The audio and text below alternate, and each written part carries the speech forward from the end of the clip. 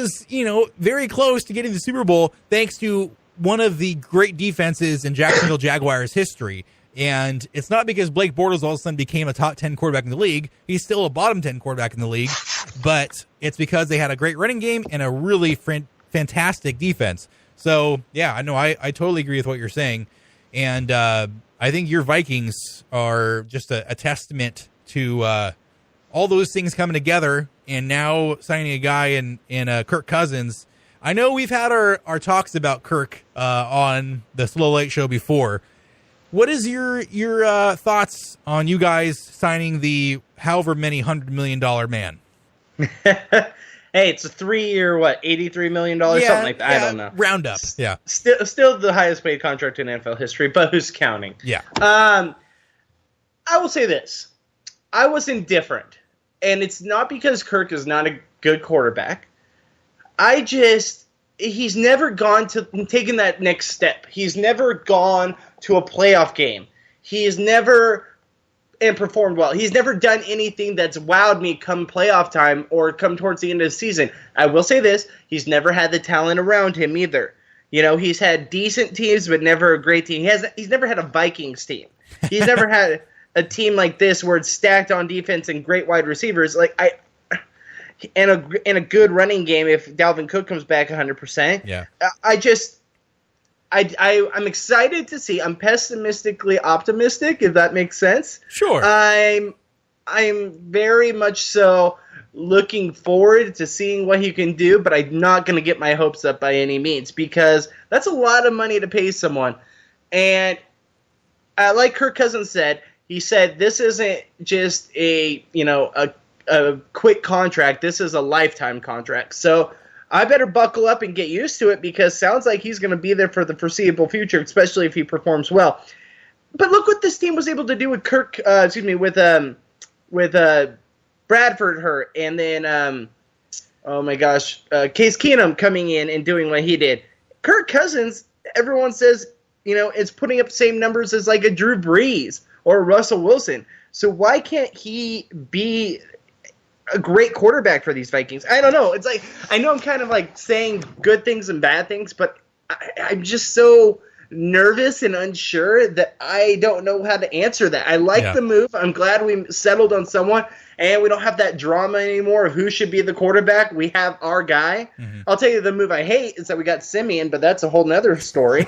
But I'm excited to see what this team will do. I'm excited about, but I'm pessimistically optimistic. Yes, well put. I like it.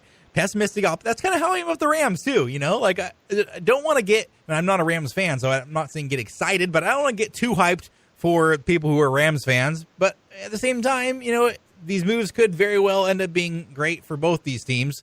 And I, like you said, I think just having that guy in Kirk Cousins who is making all that money, who they know is the guy, they don't have to, okay, well, if this guy comes back healthy, but this guy's still playing good, and this guy comes back from a devastating knee injury 18 months ago, like, who do we put in? Like, you don't have those questions anymore. Trevor Siemian is not going to be, Trevor Siemian had a good day in practice today. I don't know if they're going to make him the starter now. It's not going to happen. So I think that might just be better mentally for the rest of the Vikings and their coaching staff. They don't have to stress about, all right, who are we going to upset because we don't pick them to start this week? Everyone knows kind of who the top dog is there.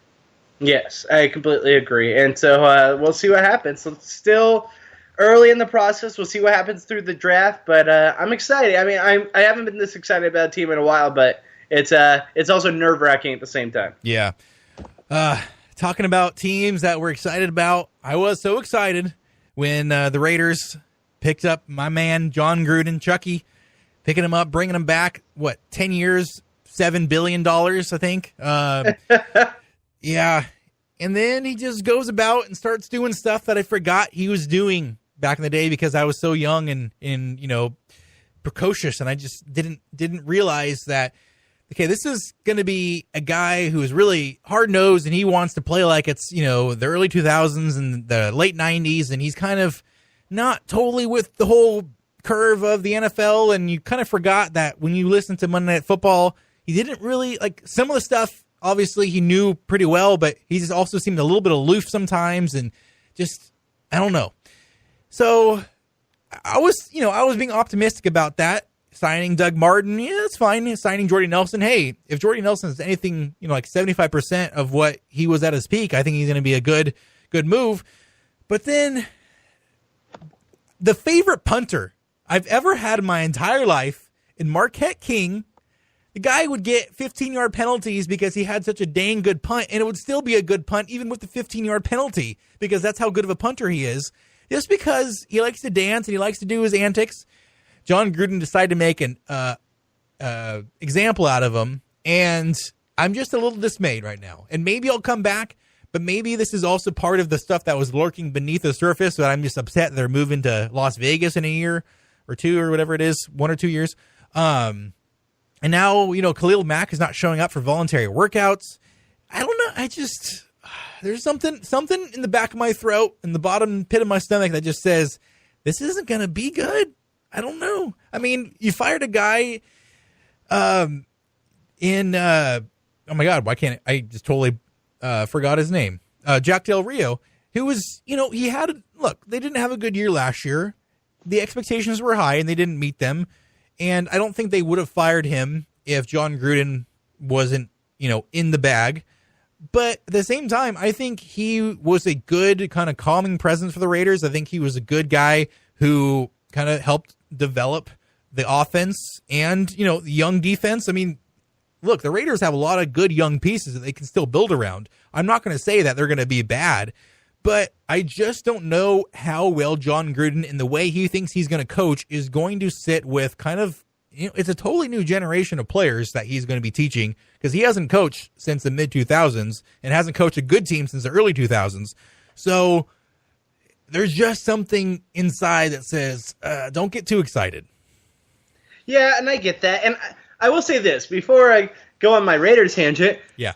Alex. Yes. Who did I love the year that there was the Johnny Manziel, Teddy Bridgewater, Derek Carr, Blake Bortles year? Who did I love coming out of that draft that I wanted so bad?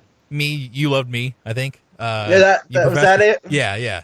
There's a big bromance on the air, and it was just palpable as the draft was coming around. I'm pretty sure that's what you're talking about, yeah? And I will say, being a Fresno State fan, I wanted Derek Carr. Yeah. Now, who did I hate coming out of that draft that I thought was going to be a garbage quarterback?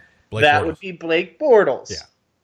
So when I saw the Derek Carr interview, or the workout that he does with John Gruden, I said, John Gruden loves this kid.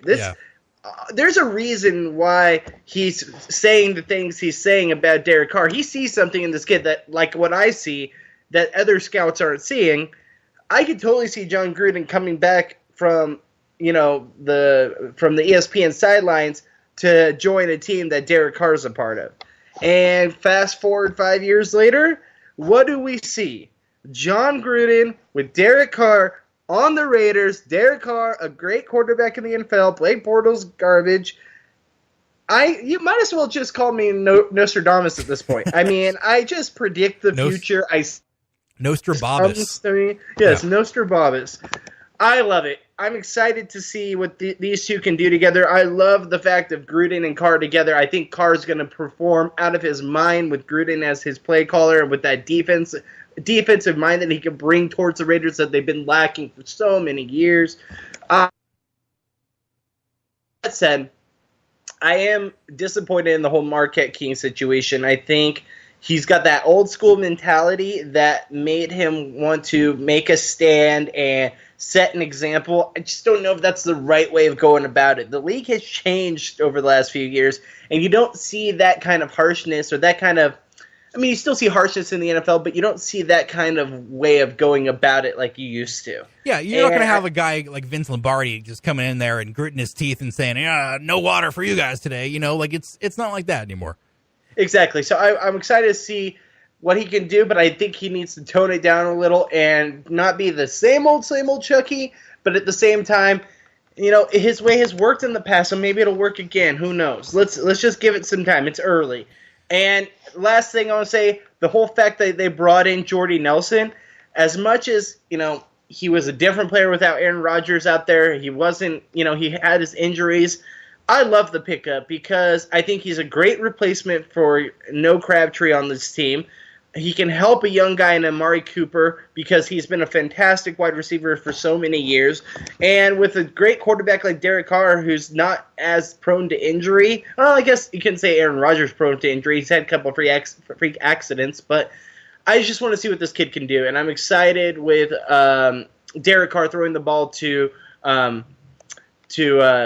Jordy Nelson. I'm excited what they can do as a combo, and with Amari Cooper there, I think it's only going to benefit everyone. So I think it's got a good young team. I mean, 2 years ago, about how they could be, a Super Bowl contender. They're not too far off of that. They just need a couple things here and there.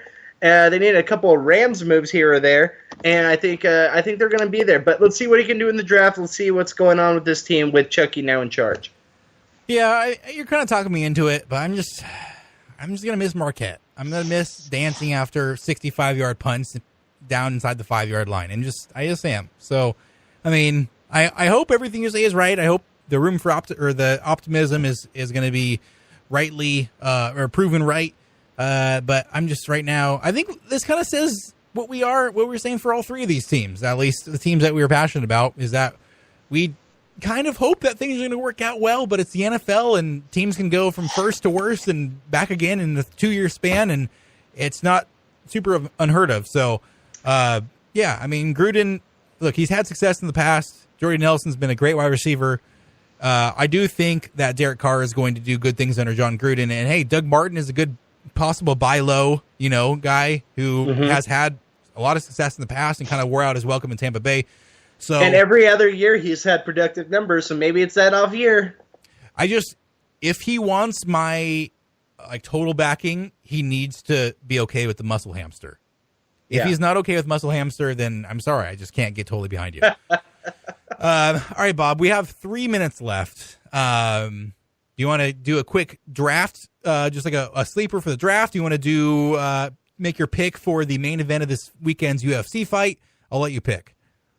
Yeah, let's go with the draft sleeper. Yeah, okay. All right, who's your sleeper for the 2018 NFL draft?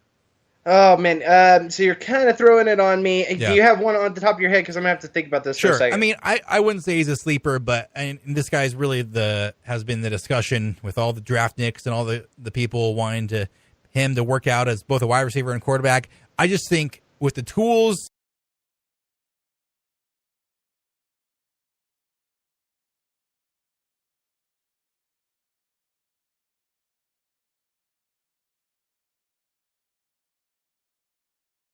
in this class, I would pick him if I were a team that's wanting a quarterback and I knew that he was going to be there at say 20. I would trade down and pick up someone, pick up a few more picks, and I would get Lamar Jackson because I think Lamar Jackson is going to be a really good NFL quarterback.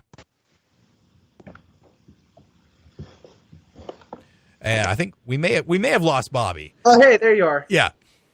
Okay. Sorry, it's cutting in and out. But